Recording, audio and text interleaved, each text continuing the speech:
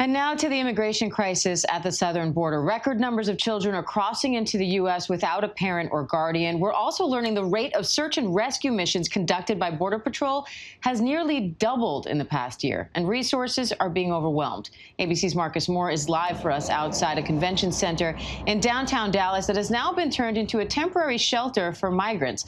Marcus, we know the journey across the border can be so dangerous. So what are you hearing from Border Patrol and from the people who do make it across?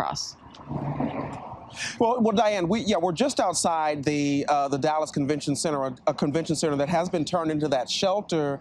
And long before the migrants reach a place like this, they have gone through a long and arduous journey. And one that is clearly life-threatening in many cases, and that has not changed. That's been the case, as you know, for decades now. And what we've heard from Customs and Border Protection agencies here in the U.S. is that they have seen this influx of migrants, in particular, a number of young people who have been caught trying to cross the border.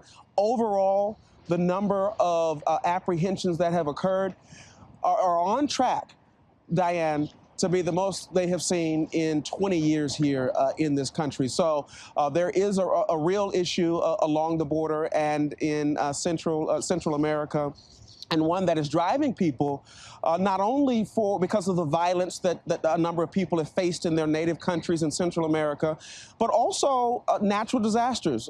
Keep in mind, there were 2 hurricanes that hit Central America recently, and that displaced a lot of people. And then the umbrella over all of this is the pandemic that has left people susceptible to health dangers and also fewer jobs. And so that's one of the reasons why officials believe they've been seeing this surge of people who have been trying to reach the United States and adding to a crisis along the border there. Diane? Yeah, when you think of the treacherous conditions these people are enduring to try to come into the U.S., you have to imagine their level of desperation is pretty high. And Marcus, so many of these migrants, they actually come through Mexico from other Central American countries. I know that you're heading down to the border between Mexico and Guatemala this week. What do you expect to see there?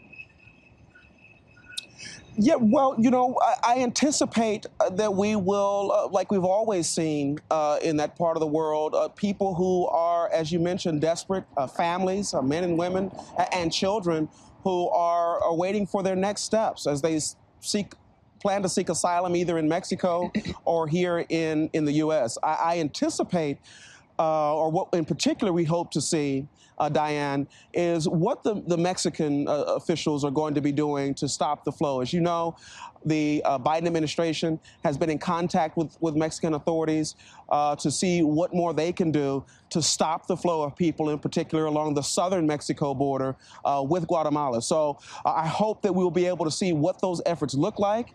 I anticipate, Diane, that we will still see this flow of humanity as it tries to make its way to the north.